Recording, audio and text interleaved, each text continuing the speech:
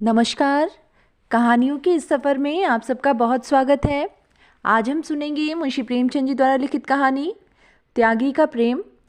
कहानी शुरू करने से पहले मेरा आप सबसे विनम्र निवेदन है, यदि मेरे द्वारा सुनाई गई कहानियाँ आप सबको पसंद आती हों तो कृपया मेरे चैनल को ज़रूर सब्सक्राइब करें और अपने मित्रों में भी शेयर करें। तो चलिए शुरू करते हैं। लाला गोपीनाथ को युवावस्था में ही दर्शन से प्रेम हो गया था। अभी वह इंटरमीडिएट क्लास में थे कि मिल और बर्कले के वैज्ञानिक विचार उनको कंठस्थ हो गए थे।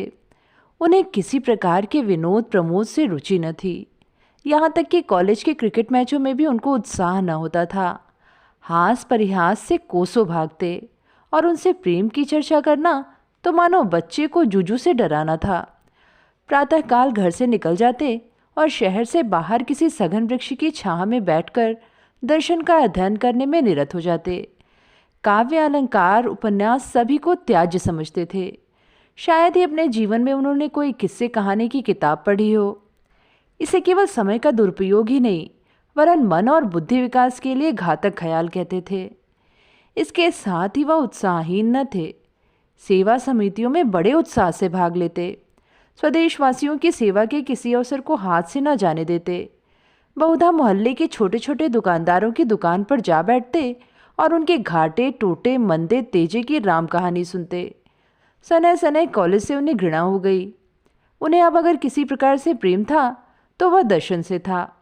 कॉलेज की बहुविषयक शिक्षा उनके दर्शनानुराग में बाधक होती। अतः उन्होंने कॉलेज छोड़ दिया और एकाग्रचित्त होकर विज्ञानोपार्जन करने लगे। किंतु दर्शनानुराग के साथ ही उनका देशानुराग भी बढ़ता गया और कॉलेज छोड़ने के थोड़े ही दिनों पश्चात वह अनिवार्यतः जाति सेवकों के दल में सम्मिलित हो गए। दर्शन में भ्रम था, अविश्वास था, अंधकार था। जाति सेवा में सम्मान था, यश था और दोनों की सदिच्छाएं थीं। उनका वह सदनुराग जो बरसों से वैज्ञानिक वादों के नीचे दबा हुआ था, वायु के प्रचंड वेग के साथ निकल पड़ा। नगर के सार्वजनिक क्षेत्र में कूद पड़े। देखा तो मैदान खाली था। जिधर आंख उठाते सन्नाटा दिखाई देता। ध्वजाधारियों की कमी न थी, पर सच्चे हृदय कहीं नजर न आते थे। चारों ओर से उनकी खींच होने लगी। किसी संस्था के मंत्री बने, किसी के प्रधान, किसी के कुछ, किसी के कुछ। इसके आवेग में दर्शनानुराग भी विदा हुआ। पिंजरे में गाने वाली चिड़िया विस्तृत पर्वत राशियों में आकर अपना राग भूल गई। अब भी वह समय निकालकर दर्शन ग्रंथों के पन्ने उलट पलट लिया करते, पर विचार और अनुशीलन का अवकाश कहाँ। नित्य मन में यह संग्राम होता रहता कि किधर जाऊं, उधर या इधर। विज्ञान अपनी ओर खींचता, देश अपनी ओर खींचता। एक दिन वह इसी उलझन में नदी के तट पर बैठे हुए थे। जलधारा तट के दृश्यों और वायु के प्रतिकूल झोंकों की परवाह न करते हुए बड़े वेग के साथ अपने लक्ष्य की ओर बढ़ी चली आ रही थी। पर लाला गोपीनाथ का ध्यान इस तरफ न था। वह अपने स्मृति भंडार से किसी ऐसे तत्वज्ञानी पुरुष को खोज निकालना चाहते थे जिसने जाति सेवा के साथ विज्ञान सागर में गोते लगाए हों।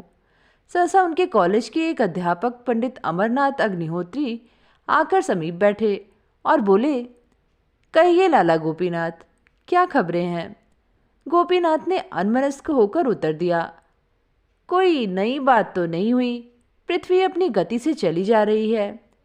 अमरनाथ, म्युनिसिपल वार्ड नंबर 21 की जगह खाली है, उसके लिए किसे चुनना निश्चित किया है? गोपी, देखिए कौन होता है, आप भी खड़े हुए हैं। अमर, अजी मुझे तो लोगों ने ज़बरदस्ती घसीट लिया, नहीं तो मुझे इतनी फुर्सत कहाँ। गोपी, मेरा भी यही विचार है। अध्यापकों का क्रियात्मक राजनीति में फंसना बहुत अच्छी बात नहीं। अमरनाथ इस व्यंग से बहुत लज्जित हुए। एक क्षण के बाद प्रतिकार के भाव से बोले, तुम आजकल दर्शन का अभ्यास करते हो या नहीं? गोपी, बहुत कम। इसी दुविधा में पड़ा हुआ हूँ कि राष्ट्रीय सेवा का मार्ग ग्रहण करूँ या सत्य की खोज में जीवन व्यतीत करूँ। अमर, राष्ट्रीय संस्थानों में सम्मिलित होने का समय अभी तुम्हारे लिए नहीं आया। अभी तुम्हारी उम्र ही क्या है? जब तक विचारों में गांभीर्य और सिद्धांतों पर दृढ़ विश्वास न हो जाए, उस समय तक केवल क्षणिक आवेशों की वशवर्ती होकर किसी काम में कूद पड़ना अच्छी बात नहीं। राष्ट्रीय सेवा बड़े उत्तरदायित्व का काम है। गोपीनाथ ने निश्चय कर लिया कि मैं जाति सेवा में जीवन शेप करूंगा। अमरनाथ ने भी यही फैसला किया कि मैं म्यूनसिपैलिटी में अवश्य जाऊंगा। दोनों का परस्पर विरोध उन्हें कर्म क्षेत्र की ओर खींच ले गया। गोपीनाथ की साख पहले से ही जम गई थी। घर के धनी थे, शक्कर और सोने चांदी की दलाली होती थी। व्यापारियों में उनके पिता का बड़ा मान था। गोपीनाथ के दो बड़े भाई थे, वह भी दलाली करते थे। परस्पर मेल था, धन था, संतानें थीं, अगर न थी तो शिक्षा और शिक्षित समुदाय में गणना। वह बात गोपीनाथ की बदौलत प्राप्त हो गई, इसलिए उनकी स्वच्छंदता पर किसी ने आपत्ति नहीं की। किसी ने उन्हें धनोपार्जन के लिए मजबूर नहीं किया। अतएव गोपीनाथ निश्चिंत और निर्द्वंद होकर राष्ट्र सेवा में कहीं किसी अनाथालय के लिए चंदा जमा करते, कहीं किसी कन्या पाठशाला के लिए भिक्षा मांगते फिरते। नगर की कांग्रेस कमेटी ने उन्हें अपना मंत्री नियुक्त किया। उस समय तक कांग्रेस ने कर्म क्षेत्र में पदार्पण नहीं किया था। उनकी कार्यशीलता ने इस जीर्ण संस्था का मानो पुनरुद्धार कर दिया। वह प्रातः से संध्या और बहुधा पहर रात तक इन्हीं कामों में लिप्त रहते थे। चंदे का रजिस्टर हाथ में लिए उन्हें नित्य प्रति सांझ सवेरे अमीरों और रईसों के द्वार पर खड़े देखना एक साधारण दृश्य था। धीरे धीरे कितने ही युवक उनके भक्त हो गए। लोग कहते, कितना निस्वार्थ, कितना आदर्शवादी, त्यागी जाति सेवक है। कौन सुबह से शाम तक निस्वार्थ भाव से केवल जनता का उपकार करने के लिए यूं दौड़ धूप करेगा। उनका आत्मोत्सर्ग प्रायः द्वेषियों को भी अनुरक्त कर देता था। उन्हें बहुधा रईसों की अभद्रता, असज्जनता, यहाँ तक कि उनके कटु शब्द भी सहने पड़ते थे। उन्हें अब विदित हो गया था कि जाति सेवा बड़े अंशों तक केवल चंदे मांगना है। इसके लिए धनिकों की दरबारदारी या दूसरे शब्दों में खुशामद करनी पड़ती थी। दर्शन के उस गौरवयुक्त अध्ययन और इस दान लोलुपता में कितना अंतर था। कहाँ मील और केंट, स्पेंसर और किड के साथ एकांत में बैठे हुए जीव और प्रकृति की गहन गूढ़ विषय पर वार्तालाप, और कहाँ इन अभिमानी, असभ्य, मूर्ख व्यापारियों के सामने सिर झुकाना। वह अंतःकरण में उनसे घृणा करते थे। वे धनी थे और केवल धन कमाना चाहते थे।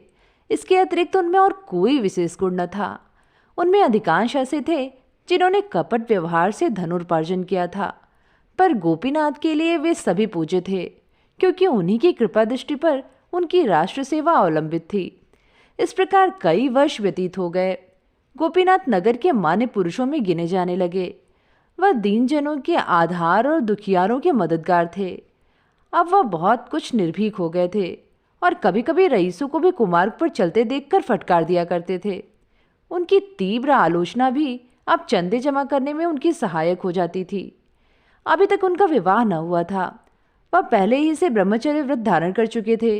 विवाह करने से साफ इनकार किया, मगर जब पिता और अन्य बंधुजनों ने बहुत आग्रह किया और उन्होंने स्वयं कई विज्ञान ग्रंथों में देखा कि इंद्रिय दमन स्वास्थ्य के लिए हानिकारक है, तो असमंजस में पड़े। कई हफ्ते सोचते तो हो गए और वह मन में कोई बात पक्की न कर सके।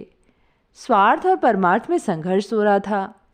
विवाह का अर्थ था अपनी उदारता की हत्या करना, अपने विस्तृत हृदय को संकुचित करना, न कि राष्ट्र के लिए जीना। वह अब इतने ऊंचे आदर्श का त्याग करना निंदे और उपहासजनक समझते थे। इसके अतिरिक्त अब वह अनेक कारणों से अपने को पारिवारिक जीवन के अयोग्य पाते थे।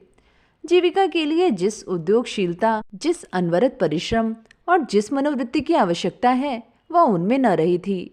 जाति सेवा में भी उद्योगशीलता और अध्यवसाय की कम जरूरत न थी, लेकिन उसमें आत्मगौरव का हनन न होता था। परोपकार के लिए भिक्षा मांगना दान है, अपने लिए पान का एक बीड़ा भी मांगना भिक्षा है। स्वभाव में एक प्रकार की स्वच्छंदता आ गई थी। इन त्रुटियों पर पर्दा डालने के लिए जाति सेवा का बहाना बहुत अच्छा था। एक दिन वह सैर करने गए। रास्ते में अध्यापक अमरनाथ से मुलाकात हो गई। यह महाशय अब म्युनिसिपल बोर्ड के मंत्री हो गए थे और वह आजकल इस दुविधा में पड़े हुए थे कि शहर में मादक वस्तुओं के बेचने का ठेका लूं या ना लूं। लाभ बहुत था, पर बदनामी भी कम न थी। अभी तक कुछ निश्चय न कर सके थे। उन्हें देखकर बोले, कहिए लाला जी, मिजाज अच्छा है ना? आपके विवाह के विषय में क्या हुआ? गोपीनाथ ने दृढ़ता से कहा, मेरा इरादा विवाह करने का नहीं है। अमरनाथ, ऐसी भूल न करना। तुम अभी नवयुवक हो, तुम्हें संसार का कुछ अनुभव नहीं है।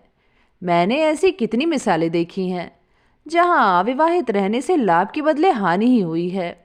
विवाह मनुष्य को सुमार्ग पर रखने का सबसे उत्तम साधन है जिसे अब तक मनुष्य ने आविष्कृत किया है। उस व्रत से क्या फायदा जिसका परिणाम छिछोरापन हो। गोपीनाथ ने प्रत्युत्तर दिया, आपने मादक वस्तुओं के ठीके के विषय में क्या निश्चय किया? अमर, अभी तक कुछ नहीं, जी हिचकता है, कुछ न कुछ बदनामी तो होगी ही। गोपी, एक अध्यापक के लिए मैं इस पेशे को अपमान समझता हूँ। अमर, कोई पेशा खराब नहीं है अगर ईमानदारी से किया जाए। गोपी, यहाँ मेरा आपसे मतभेद है। कितने ही ऐसे व्यवसाय हैं जिन्हें एक सुशिक्षित व्यक्ति कभी स्वीकार नहीं कर सकता। मादक वस्तुओं का ठीका उनमें से एक है। गोपीनाथ ने आकर अपने पिता से कहा, मैं कदापि विवाह न करूँगा। आप लोग मुझे विवश न करें वरना पछताइएगा। अमरनाथ ने उसी दिन ठीके के लिए प्रार्थना पत्र भेज दिया और वह स्वीकृत भी हो गया। 2 साल हो गए। लाला गोपीनाथ ने एक कन्या पाठशाला खोली है और उसके प्रबंधक हैं। शिक्षा की विभिन्न पद्धतियों का उन्होंने खूब अध्ययन किया है और इस पाठशाला में वह उनका व्यवहार कर रहे हैं। शहर में यह पाठशाला बहुत ही सर्वप्रिय है। उसने बहुत अंशों में उस उदासीनता का परिशोध कर दिया है जो माता पिता को पुत्रियों की शिक्षा की ओर होती है। शहर के गणमान्य पुरुष अपनी लड़कियों को सहज पढ़ने भेजते हैं। वहाँ की शिक्षा शैली कुछ ऐसी मनोरंजक है कि बालिकाएं एक बार जाकर मानो मंत्रमुग्ध हो जाती हैं। फिर उन्हें घर पर चैन नहीं मिलता। ऐसी व्यवस्था की गई है कि 3-4 वर्षों में ही कन्याओं का गृहस्थी के मुख्य कामों से परिचय हो जाए। सबसे बड़ी बात यह है कि यहाँ धर्म शिक्षा का भी समुचित प्रबंध किया गया है। अब की साल से प्रबंधक महोदय ने अंग्रेजी की कक्षाएं भी खोल दी हैं। एक सुशिक्षित गुजराती महिला को मुंबई से बुलाकर पाठशाला उनके हाथ में दे दिया है। इस महिला का नाम है आनंदीबाई। विधवा है, हिंदी भाषा में भली भांति परिचित नहीं है, किंतु गुजराती में कई पुस्तकें लिख चुकी हैं। कई कन्या पाठशाला में काम कर चुकी हैं। शिक्षा संबंधी विषयों में अच्छी गति है। उनके आने से मदरसे में और भी रौनक आ गई है। कई प्रतिष्ठित सज्जनों ने जो अपनी बालिकाओं को मंसूरी और नैनीताल भेजा करते थे अब उन्हें यहीं भर्ती करा दिया है। आनंदी रईसों के घरों में जाती हैं और स्त्रियों में शिक्षा का प्रचार करती हैं। उनके वस्त्राभूषणों से सुरुचि का बोध होता है भी उच्च कुल की, इसीलिए शहर में उनका बड़ा सम्मान होता है। लड़कियां उन पर जान देती हैं और उन्हें माँ कहकर पुकारती हैं। गोपीनाथ पाठशाला की उन्नति देखकर फूले नहीं समाते। जिससे मिलते हैं आनंदी बाई का ही गुणगान करते हैं। बाहर से कोई सुविख्यात पुरुष आता है तो उससे पाठशाला का निरीक्षण अवश्य कराते हैं। आनंदी की प्रशंसा से उन्हें वही आनंद प्राप्त होता है जो स्वयं अपनी प्रशंसा से होता। बाई जी को भी दर्शन से प्रेम है और सबसे बड़ी बात यह है कि उन्हें गोपीनाथ पर असीम श्रद्धा है। वह हृदय से उनका सम्मान करती हैं। उनके त्याग और निष्काम जाति प्रेम ने उन्हें वशीभूत कर लिया है। वह मुंह पर उनकी बड़ाई नहीं करती, पर रईसों के घरों में बड़े प्रेम से उनका यशोगान करती हैं। ऐसे सच्चे सेवक आजकल कहाँ मिलते हैं जो थोड़ी बहुत सेवा करते हैं दिखावे के लिए। सच्ची लगन किसी में नहीं। मैं लाला जी को पुरुष नहीं देवता समझती हूँ, किंतु सरल संतोष में जीवन है। न कोई व्यसन न विलास। भोर से सायंकाल तक दौड़ते रहते हैं। न खाने का कोई समय न सोने का समय। उस पर कोई ऐसा नहीं है जो उनके आराम पर ध्यान रखे। बेचारे घर गए, जो कुछ किसी ने सामने रख दिया चुपके से खा लिया, फिर छड़ी उठाई और किसी तरफ चल दिए। दूसरी औरत कदापि अपनी पत्नी की भांति सेवा सत्कार नहीं कर सकती। दशहरे के दिन थे। कन्या पाठशाला में उत्सव मनाने की तैयारियां हो रही थीं। एक नाटक खेलने का निश्चय किया गया था। भवन खूब सजाया गया था। शहर के रईसों को निमंत्रण दिए गए थे। यह कहना कठिन है कि किसका उत्साह बढ़ा हुआ था, बाई जी का या लाला गोपीनाथ का। गोपीनाथ सामग्रियां एकत्र कर रहे थे।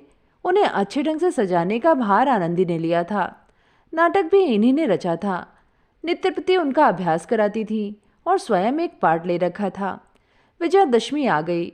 दोपहर तक गोपीनाथ फर्श और कुर्सियों का इंतजाम करते रहे। जब 1 बज गया और अब भी वह वहाँ से न टले तो आनंदी ने कहा, लाला जी, आपको भोजन करने को देर हो रही है। अब सब काम हो गया है। जो कुछ बच रहा है मुझ पर छोड़ दीजिए। गोपीनाथ ने कहा, खा लूँगा, मैं ठीक समय पर भोजन करने का पाबंद नहीं हूँ। फिर घर तक कौन जाए, घंटों लग जाएंगे। भोजन के उपरांत आराम करने का जी चाहेगा, शाम हो जाएगी। आनंदी, भोजन तो मेरे यहाँ तैयार है, ब्राह्मणी ने बनाया है, चलकर खा लीजिए और यहीं जरा देर आराम कर लीजिए। गोपीनाथ, यहाँ क्या खा लूँ? एक वक्त ना खाऊंगा तो कोई ऐसी क्या हानि होगी? आनंदी, जब भोजन तैयार है तो उपवास क्यों कीजिएगा? गोपीनाथ, आप जाएं, आपको अवश्य देर हो रही है। मैं काम में ऐसा भूला कि आपकी सुधि ही न रही। आनंदी, मैं भी 1 जून उपवास कर लूँगी तो क्या हानि होगी? गोपीनाथ, नहीं नहीं, इसकी क्या ज़रूरत है? मैं आपसे सच कहता हूँ, मैं बहुधा 1 ही जून खाता हूँ। आनंदी, अच्छा, मैं आपके इनकार का माने समझ गई। इतनी मोटी बात अब तक मुझे न सूझी। गोपीनाथ, क्या समझ गई? मैं छूत छात नहीं मानता, या तो आपको मालूम ही है। आनंदी, इतना जानती हूँ, किंतु जिस कारण से आप मेरे यहाँ भोजन करने से इनकार कर रहे हैं उसके विषय में केवल इतना निवेदन है कि मुझे आपसे केवल स्वामी और सेवक का संबंध नहीं है, मुझे आपसे आत्मीयता का संबंध है। आपका मेरे पान फूल को अस्वीकार करना अपने एक सच्चे भक्त के मर्म को आघात पहुंचाना है। मैं आपको इसी दृष्टि से देखती हूँ। गोपीनाथ को अब कोई आपत्ति न हो सकी, जाकर भोजन कर लिया। वह जब तक आसन पर बैठे रहे, आनंदी बैठी पंखा झलती रही। इस घटना की लाला गोपीनाथ के मित्रों ने यूं आलोचना की कि महाशय जी अब तो वहीं पर खूब जोर देकर भोजन भी करते हैं। शनय शनय पर्दा हटने लगा। लाला गोपीनाथ को अब परवस्ता ने साहित्य सेवी बना दिया था। घर से उन्हें आवश्यक सहायता मिल जाती थी, किंतु पत्रों और पत्रिकाओं तथा अन्य अनेक कामों के लिए उन्हें घर वालों से कुछ मांगते हुए बहुत संकोच होता था। उनका आत्मसम्मान जरा जरा सी बातों के लिए भाइयों के सामने हाथ फैलाना अनुचित समझता था। वह अपनी ज़रूरतें आप पूरी करना चाहते थे। घर पर भाइयों के लड़के इतना कोलाहल मचाते कि उनका जी कुछ लिखने में न लगता। इसीलिए जब उनकी कुछ लिखने की इच्छा होती तो बेखटके पाठशाला में चले जाते। आनंदीबाई वहीं रहती थी। वहाँ न कोई शोर था न गुल। एकांत में काम करने में जी लगता था। भोजन का समय आ जाता तो वहीं भोजन भी कर लेते। कुछ दिनों के बाद उन्हें बैठकर लिखने में कुछ असुविधा होने लगी। आंखें कमजोर हो गई थीं, तो आनंदी ने लिखने का भार अपने सिर ले लिया। लाला साहब बोलते थे, आनंदी लिखती थी। गोपीनाथ की प्रेरणा से उन्होंने हिंदी सीखी थी और थोड़े ही दिनों में इतनी अभ्यस्त हो गई थी कि लिखने में जरा भी न हिचकती। लिखते समय कभी कभी उन्हें ऐसे शब्द और मुहावरे सूझ जाते कि गोपीनाथ फड़क फड़क कर उठते। उनके लेख में जान सी पड़ जाती। वह कहते, यदि तुम स्वयं कुछ लिखो तो मुझसे बहुत अच्छा लिखोगी।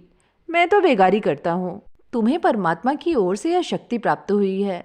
नगर के लाल बुजुर्गों में इस सहकारिता पर टिप्पणी टिक्का होने लगी, पर विद्वज्जन अपनी आत्मा के शुचिता के सामने ईर्ष्या के व्यंग की का परवाह करते हैं। आनंदी कहती, यह तो संसार है, जिसके मन में आए कहे, पर मैं उस पुरुष का निरादर नहीं कर सकती जिस पर मेरी श्रद्धा है। पर गोपीनाथ इतने निर्भीक न थे। उनकी सुकीर्ति का आधार लोकमत था। वह उसकी भर्त्सना न कर सकते थे। इसीलिए वह दिन के बदले रात को रचना करने लगे। पाठशाला में इस समय कोई देखने वाला न होता था। रात की नीरवता में खूब जी लगता। आराम कुर्सी पर लेट जाते। आनंदी मेज के सामने कलम हाथ में लिए उनकी ओर देखा करती। जो कुछ उनके मुंह से निकलता तुरंत लिख लेती। उनकी आंखों से विनय और शील, श्रद्धा और प्रेम की किरण से निकलती हुई जान पड़ती। गोपीनाथ जब किसी भाव को मन में व्यक्त करने के बाद आनंदी की ओर ताकते कि वह लिखने के लिए तैयार है या नहीं, तो दोनों व्यक्तियों की निगाहें मिलती और आप ही झुक जाती। गोपीनाथ को इस तरह का काम करने की ऐसी आदत पड़ती चली जाती थी कि जब किसी कार्यवश यहाँ आने का अवसर न मिलता तो वह विकल हो जाते। आनंदी से मिलने के पहले गोपीनाथ को स्त्रियों का कुछ जो ज्ञान था वह केवल पुस्तकों पर अवलंबित था। स्त्रियों के विषय में प्राचीन और अर्वाचीन, प्राच्य और पाश्चात्य सभी विद्वानों का एक ही मत था। यह मायावी, आत्मिक उन्नति की बाधक, परमार्थ की विरोधिनी वृत्तियों को कुमार्ग की ओर ले जाने वाली, हृदय को संकीर्ण बनाने वाली होती हैं। इन्हीं कारणों से उन्होंने इस मायावी जाति से अलग रहना ही श्रेयस्कर समझा था। किंतु अब अनुभव बतला रहा है कि स्त्रियां सन्मार्ग की ओर भी ले जा सकती हैं। उनमें सद्गुण भी हो सकते हैं। वे कर्तव्य और सेवा के भावों को जागृत भी कर सकती हैं। तब उनके मन में प्रश्न उठता कि यदि आनंदी से मेरा विवाह होता तो मुझे क्या आपत्ति हो सकती थी। उसके साथ तो मेरा जीवन बड़े आनंद से कट सकता था। एक दिन वह आनंदी के यहाँ गए तो सिर में दर्द हो रहा था। कुछ लिखने की इच्छा न हुई। आनंदू को इसका कारण मालूम हुआ तो उसने उनके सिर में धीरे धीरे तेल मलना शुरू किया। गोपीनाथ को उस समय अलौकिक सुख मिल रहा था। मन में प्रेम की तरंगें उठ रही थीं। नेत्र, मुख, वाणी सभी प्रेम में पगे जाते थे। उसी दिन से उन्होंने आनंदी के यहाँ आना छोड़ दिया। 1 सप्ताह बीत गया और न आए। आनंदी ने लिखा, आपसे पाठशाला संबंधी कई विषयों में राय लेनी है, अवश्य आइए। तब भी न गए।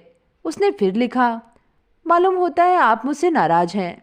मैंने जानबूझकर तो कोई ऐसा काम नहीं किया, लेकिन यदि वास्तव में आप नाराज हैं तो मैं यहाँ रहना उचित नहीं समझती। अगर आप अब भी ना आएंगे तो मैं द्वितीय अध्यापिका को चार्ट देकर चली जाऊंगी। गोपीनाथ पर इस धमकी का भी कुछ असर न हुआ। अब भी न गए।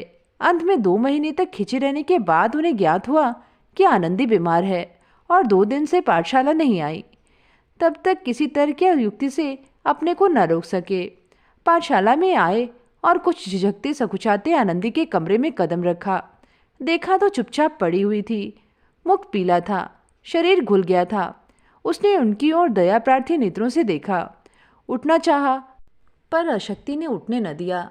गोपीनाथ ने आर्द्र कंठ से कहा, लेटी रहो, उठने की ज़रूरत नहीं, मैं बैठ जाता हूँ। डॉक्टर साहब आए थे? मिश्राइन ने कहा। जी हाँ, 2 बार आए थे, दवा दे गए हैं। गोपीनाथ ने नुस्खा देखा। डॉक्टरी का साधारण ज्ञान था। नुस्खे से ज्ञात हुआ हृदय रोग है। औषधियाँ सभी पुष्टिकर और बलवर्धक थीं। आनंदी की ओर फिर देखा। उसकी आंखों से अश्रुधारा बह रही थी। उनका गला भी भर आया। हृदय महसूसने लगा। गदगद होकर बोले, आनंदी, तुमने मुझे पहले इसकी सूचना न दी, नहीं तो रोग इतना न बढ़ने पाता। आनंदी, कोई बात नहीं है, अच्छी हो जाऊंगी, जल्दी ही अच्छी हो जाऊंगी। मर भी जाऊंगी तो कौन रोने वाला बैठा हुआ है। यह कहते कहते वह फूट फूट कर रोने लगी। गोपीनाथ दार्शनिक थे, पर अभी तक उनके मन के कोमल भाव शिथिल न हुए थे। कंपित स्वर से बोले, आनंदी, संसार में कम से कम एक ऐसा आदमी है जो तुम्हारे लिए अपने प्राण तक दे देगा। क्या कहते कहते वह रुक गए। उन्हें अपने शब्द और भाव कुछ भद्दे और उच्छृंखल से ज्ञान पड़े। अपने मनोभाव को प्रकट करने के लिए वह इस सारहीन शब्द की अपेक्षा कहीं अधिक काव्यमय, रसपूर्ण, अनुरक्त शब्दों का व्यवहार करना चाहते थे, पर वह इस वक्त याद न पड़े। आनंदी ने पुलकित होकर कहा, 2 महीने तक किस पर छोड़ दिया था? गोपीनाथ, इन 2 महीनों में मेरी जो दशा थी वह मैं ही जानता हूँ। यही समझ लो कि मैंने आत्महत्या नहीं की, कि यही बड़ा आश्चर्य है। मैंने यह न समझा था अपने व्रत पर स्थिर रहना मेरे लिए इतना कठिन हो जाएगा। आनंदी ने गोपीनाथ का हाथ धीरे से अपने हाथ में लेकर कहा, अब तो कभी इतनी कठोरता न कीजिएगा। गोपीनाथ संचित होकर, अंत क्या है? आनंदी, कुछ भी हो। गोपी, कुछ भी हो? अपमान, निंदा, उपहास, आत्मवेदना? आनंदी, कुछ भी हो, मैं सब कुछ सह सकती हूँ और आपको भी मेरे हेतु सहना पड़ेगा। गोपी, आनंदी, मैं अपने प्रेम को बलिदान कर सकता हूँ, लेकिन अपने नाम को नहीं। इस नाम को अकलंकित रखकर मैं समाज की बहुत कुछ सेवा कर सकता हूँ। आनंदी, ना कीजिए, आपने सब कुछ त्याग कर यह कीर्ति लाभ की है। मैं आपके यश को नहीं मिटाना चाहती। गोपीनाथ का हाथ हृदय स्थल पर रखकर, इसको चाहती हूँ, इससे अधिक त्याग की आकांक्षा नहीं रखती। गोपी, दोनों बातें एक साथ संभव हैं? आनंदी, संभव है, मेरे लिए संभव है। मैं प्रेम पर अपनी आत्मा को भी न्यौछावर कर सकती हूँ। इसके पश्चात लाला गोपीनाथ ने आनंदी की बुराई करनी शुरू की। मित्रों से कहते, उनका जी अब काम में नहीं लगता। पहले किसी तनदेही नहीं, किसी से कहते, उनका जी अब यहाँ से उचाट हो गया है, अपने घर जाना चाहती हैं। उनकी इच्छा है कि मुझे प्रतिवर्ष तरक्की मिला करे, और उसकी यहाँ गुंजाइश नहीं। पाठशाला को कई बार देखा और अपनी आलोचना में काम को असंतोषजनक लिखा। शिक्षा, संगठन, उत्साह, सुप्रबंधन, सभी बातों में निराशाजनक क्षति पाई। वार्षिक अधिवेशन में जब कई सदस्यों ने आनंदी की वेतन वृद्धि का प्रस्ताव उपस्थित किया तो लाला गोपीनाथ ने उसका विरोध किया। उधर आनंदीबाई भी गोपीनाथ के दुखड़े रोने लगी। यह मनुष्य नहीं है, पत्थर का देवता है। उन्हें प्रसन्न करना दुस्तर है। अच्छा ही हुआ कि उन्होंने विवाह नहीं किया, नहीं तो दुखिया इनके नखरे उठाते उठाते सिधार जाती। कहाँ तक कोई सफाई और सुप्रबंधन पर ध्यान दे। दीवार पर एक धब्बा भी पड़ गया, किसी कोने खुसरे में एक जाला भी लग गया, बरामदों में कागज का एक टुकड़ा भी पड़ा मिल गया तो आपके तेवर बदल जाते हैं। 2 साल मैंने जो तो उनके निभाहा, लेकिन देखती हूँ तो लाला साहब की निगाह दिनों दिन कड़ी होती जाती है। ऐसी दशा में मैं यहाँ अधिक दिन नहीं ठहर सकती। मेरे लिए नौकरी में कल्याण नहीं है। जब जी चाहेगा उठ खड़ी होंगी। यहाँ आप लोगों से मेल मोहब्बत दिखती है तो कन्याओं से ऐसा प्यार हो गया है कि छोड़कर जाने को जी नहीं चाहता। आश्चर्य था कि और किसी को पाठशाला की दशा में अवनति न दिखती थी, वरन हालत पहले से अच्छी थी। एक दिन पंडित अमरनाथ की लालाजी से भेंट हो गई। उन्होंने पूछा, कहिए पाठशाला खूब चल रही है ना? गोपी, कुछ न पूछिए, दिनों दिन दशा गिरती जा रही है। अमर, आनंदीबाई की ओर से ढील है क्या? गोपी, जी हाँ, सरासर। अब काम करने में उनका जी नहीं लगता। बैठी हुई योग और ज्ञान के ग्रंथ पढ़ा करती हैं। कुछ कहता हूँ तो कहती हैं, मैं अब इससे और अधिक कुछ नहीं कर सकती। कुछ परलोक की भी चिंता करूँ कि 24 घंटे पेट के धंधों में ही लगी रहूँ। पेट के लिए 5 घंटे बहुत है। पहले कुछ दिनों तक 12 घंटे करती, पर वह दशा स्थायी नहीं रह सकती है। यहाँ आकर मैंने स्वास्थ्य खो दिया। एक बार कठिन रोगग्रस्त हो गई। क्या कमेटी ने मेरे दवा दर्पण का खर्च दे दिया? कोई बात पूछने भी नहीं आया। फिर अपनी जान क्यों दूं? सुना है घरों में मेरी बदगोई भी किया करती है। अमरनाथ मार्मिक भाव से बोले, ये बातें मुझे पहले ही मालूम थी। 2 साल और गुजर गए। रात का समय था। कन्या पाठशाला के ऊपर वाले कमरे में लाला गोपीनाथ मेज के सामने कुर्सी पर बैठे हुए थे। सामने आनंदी कोच पर लेटी हुई थी। मुख बहुत म्लान हो रहा था। कई मिनट तक दोनों विचार में मग्न थे। अंत में गोपीनाथ बोले, मैंने पहले ही महीने में तुमसे कहा था कि मथुरा चली जाओ। आनंदी, वहाँ 10 महीने क्यों कर रहती? मेरे पास इतने रुपए कहाँ थे? और न तुम्ही ने कोई प्रबंध करने का आश्वासन दिया। मैंने सोचा 3-4 महीने यहाँ और रहूँ, तब तक किफ़ायत करके कुछ बचा लूँगी। तुम्हारी किताब से भी कुछ मिल जाएगा। तब मथुरा चली जाऊँगी। मगर यह क्या मालूम था कि बीमारी भी इसी अवसर की ताक में बैठी हुई है। मेरी दशा 2-4 दिन के लिए भी संभली और मैं चली। इस दशा में तो मेरे लिए यात्रा करना असंभव है। गोपी, मुझे भय है कि कहीं बीमारी तूल न खींचे। संग्रहणी असाध्य रोग है। 1-2 महीने यहाँ और रहने पड़ गए तो बात खुल जाएगी। आनंदी चिढ़कर, खुल जाएगी तो खुल जाए, अब इससे कहाँ तक डरूं? गोपी, मैं भी न डरता अगर मेरे कारण नगर की कई संस्थाओं का जीवन संकट में न पड़ जाता। इसीलिए मैं बदनामी से डरता हूँ। समाज के यह बंधन निरे पाखंड हैं।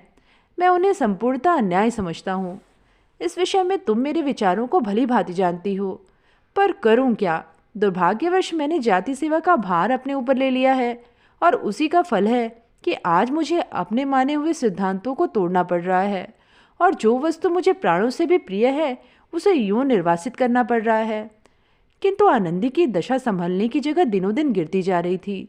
कमजोरी से उठना बैठना कठिन हो गया था। किसी वैद्य या डॉक्टर को उसकी अवस्था न दिखाई जाती थी। गोपीनाथ दवाई लाते थे, आनंदी उनका सेवन करती थी और दिन दिन निर्बल होती जाती थी। पाठशाला से उसने छुट्टी ले ली थी। किसी से मिलती जुलती भी न थी। बार बार चेष्टा करती कि मथुरा चली जाऊं, किंतु एक अनजान नगर में अकेले कैसे रहूंगी? न कोई आगे न पीछे, कोई एक घूंट पानी देने वाला भी नहीं। यह सब सोचकर उसकी हिम्मत टूट जाती थी। इसी सोच विचार और हैस पैस में 2 महीने और गुजर गए और अंत में विवश होकर आनंदी ने निश्चय किया कि अब चाहे कुछ सिर पर बीते यहाँ से चल ही दूँ। अगर सफ़र में मर भी जाऊंगी तो क्या चिंता है?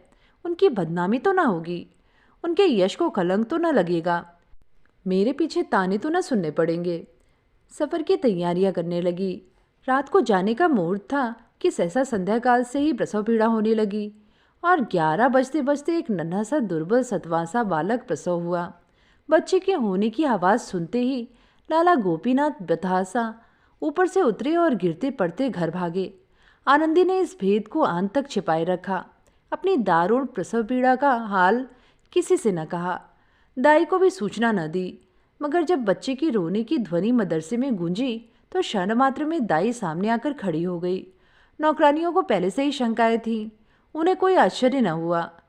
जब दाई ने आनंदी को पुकारा तो वह सचेत हो गई। देखा तो बालक रो रहा है। दूसरे दिन 10 बजते बजते यह समाचार सारे शहर में फैल गया। घर घर चर्चा होने लगी। कोई आश्चर्य करता था, कोई घृणा करता, कोई हंसी उड़ाता था। लाला गोपीनाथ के छिद्रान्वेषियों की संख्या कम न थी। पंडित अमरनाथ उनके मुखिया थे। उन लोगों ने लाला जी की निंदा करनी शुरू की। जहाँ देखिए वहीं 2-4 सज्जन बैठे गोपनीय भाव से इसी घटना की आलोचना करते नजर आते थे। कोई कहता था इस स्त्री के लक्षण पहले से ही विदित हो रहे थे।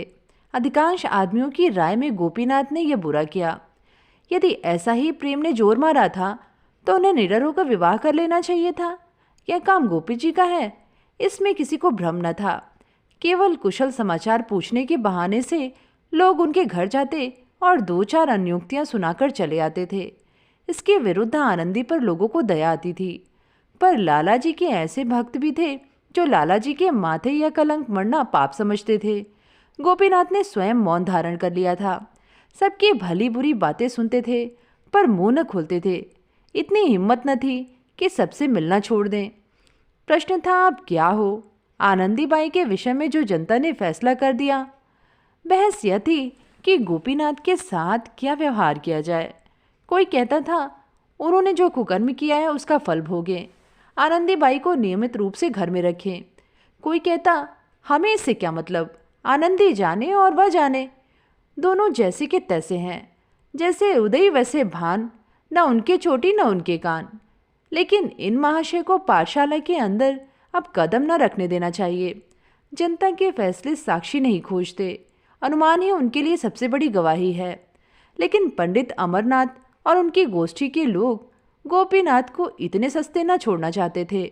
उन्हें गोपीनाथ से पुराना द्वेष था।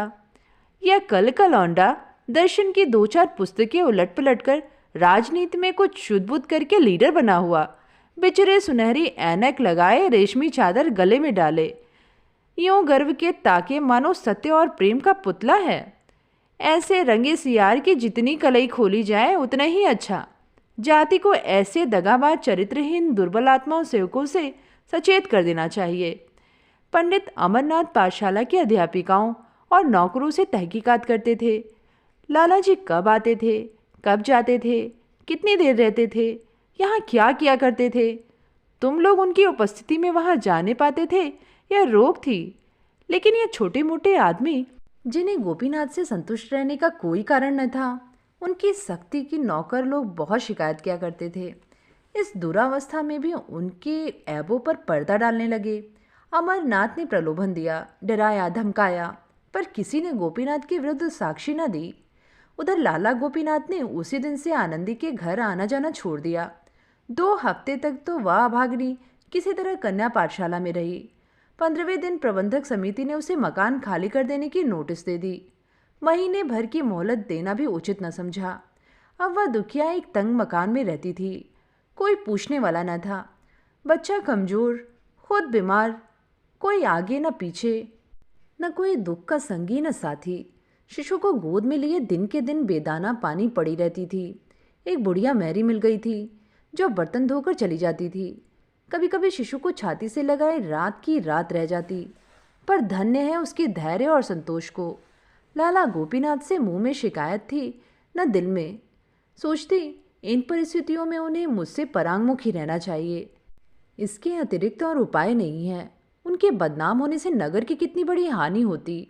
सभी उन पर संदेह करते हैं, पर किसी को यह साहस तो नहीं हो सकता कि उनके विपक्ष में कोई प्रमाण दे सके। यह सोचते हुए उसने स्वामी अभेदानंद की एक पुस्तक उठाई और उसके एक अध्याय का अनुवाद करने लगी। अब उसकी जीविका का एकमात्र यही आधार था। सहसा धीरे से किसी ने द्वार खटखटाया। वह चौंक पड़ी। लाला गोपीनाथ की आवाज़ मालूम हुई। उसने तुरंत द्वार खोल दिया। गोपीनाथ आकर खड़े हो गए और सोते हुए बालक को प्यार से देखकर बोले, आनंदी, मैं तुम्हें मुंह दिखाने लायक नहीं हूँ। मैं अपनी भीरुता और नैतिक दुर्बलता पर अत्यंत लज्जित हूँ। यद्यपि मैं जानता हूँ कि मेरी बदनामी जो कुछ होनी थी वह हो चुकी। मेरे नाम से चलने वाली संस्थाओं को जो हानि पहुँचनी थी पहुँच चुकी। अब असंभव है कि मैं जनता को अपना फिर मुँह दिखाऊं, और न वह मुझ पर विश्वास ही कर सकती है। इतना जानते हुए भी मुझ में इतना साहस नहीं कि अपने कुकृत्य का भार सिर ले सकूं। मैं पहले सामाजिक शासन की रत्ती पर परवाह न करता, पर अब पग पग पर उसके भय से मेरे प्राण तक कांपने लगते हैं। धिक्कार है मुझ पर कि तुम्हारे ऊपर ऐसी विपत्ति पड़ी। लोक निंदा, रोग, शोक, निर्धनता सभी का सामना करना पड़ा, और मैं यूं अलग अलग रहा मानो मुझसे कोई प्रयोजन नहीं है। पर मेरा हृदय ही जानता है कि उसको कितनी पीड़ा होती थी। कितनी ही बार आने का निश्चय किया और फिर हिम्मत हार गया। अब मुझे विदित हो गया कि मेरी सारी दार्शनिकता केवल हाथी के दांत थे। मुझ में क्रिया शक्ति नहीं है, लेकिन इसके साथ ही तुमसे अलग रहना मेरे लिए असह्य है। तुमसे दूर रहकर मैं जिंदा नहीं रह सकता। प्यारे बच्चे को देखने के लिए मैं कितनी ही बार लालायित हो गया, पर यह आशा कैसे करूं कि मेरी चरित्रहीनता का ऐसा प्रत्यक्ष प्रमाण पाने के बाद तुम्हें मुझसे घृणा ना हो गई होगी। आनंदी, स्वामी, आपके मन में ऐसी बातों का आना मुझ पर घोर अन्याय है। मैं ऐसी बुद्धिहीन नहीं हूँ कि केवल अपने स्वार्थ के लिए आपको कलंकित करूँ। मैं आपको अपना इष्ट देव समझती हूँ और सदैव समझूंगी। मैं भी अब आपके वियोग दुख को सहन नहीं कर सकती। कभी कभी आपके दर्शन पाती रहूं, यही जीवन की सबसे बड़ी अभिलाषा है। इस घटना को 15 वर्ष बीत गए हैं। लाला गोपीनाथ नित्य 12 बजे रात को आनंदी के साथ बैठे हुए नजर आते हैं। वह नाम पर मरते हैं, आनंदी प्रेम पर। बदनाम दोनों हैं, लेकिन आनंदी के साथ लोगों की सहानुभूति है। गोपीनाथ सबकी निगाह से गिर गए हैं। हाँ, उनके कुछ आत्मीयगण इस घटना को केवल मानुषीय समझकर अब भी उनका सम्मान करते हैं, किंतु जनता इतनी सहिष्णु नहीं है। तो ये थी कहानी त्यागी का प्रेम। कहानी आप सबको कैसी लगी नीचे कमेंट में लिख के ज़रूर बताइएगा। आगे फिर मिलेंगे एक नई कहानी के साथ। धन्यवाद।